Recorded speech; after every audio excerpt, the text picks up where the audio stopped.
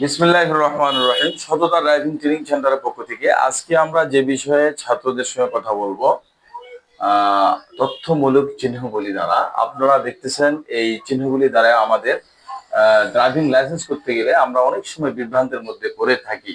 এই চিহ্ন এই ভিডিওর মাধ্যমে আপনাদের এই ড্রাইভিং লাইসেন্সের করতে গিয়ে এই সমস্যাগুলি সলভ হবে ইনশাল্লাহ। আপনারা আমাদের এই ভিডিওটি ফলো রাখবেন।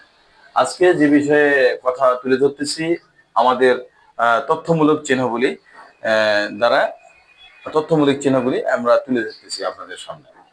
যেমন আমাদের এই চিহ্নটি দ্বারা আমরা বুঝবো সামনে মন্দির, কি সামনে মন্দির। আর এই চিহ্নটি দ্বারা আমরা বুঝবো দমকল বাহিনী, ফায়ার সার্ভিস, এরকম কিছু আমরা বুঝে নিব।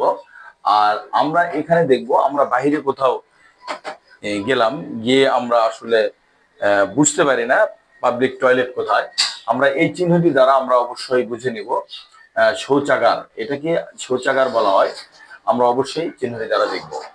আমরা দেখব এখানে মানুষ এবং রিক্সা চলাচলের লেন, এখানে বড় গাড়ি প্রবেশ করতে পারবে না। আর এই দিক দিয়ে শুধু মানুষ এবং রিক্সা চলাচল করতে পারবে। অবশ্য আপনারা দেখতে পারতেছেন এখানে হচ্ছে রিক্সা এবং সাইকেল চলাচলের লেন। অবশ্যই পথচারী পারাপার, বাস থামানোর স্থান, ট্রাফিক পুলিশ দাঁড়ানোর স্থান আমরা অবশ্যই দেখতেছি। পি, আমাদের পার্কিং কোথায় করতে হবে? নির্দিষ্ট একটি স্থানে পার্কিং করতে হবে। যেমন পিতে পার্কিং। আমরা অবশ্যই এখানে একটা চিহ্ন দেখতেছি। অবশ্যই এই চিহ্নটি দ্বারা আমরা বুঝবো হয় রেস্ট হাউস, এবং উপরে যদি এরকম কোনো চিহ্ন দেওয়া থাকে তাহলে আমরা দেখব হসপিটালের বেড। আর এরকম চিহ্ন দ্বারা আমরা বুঝবো প্রাথমিক চিকিৎসালয়। অবশ্য আমরা এই চিহ্নটি দ্বারা বুঝবো প্রাথমিক চিকিৎসালয়।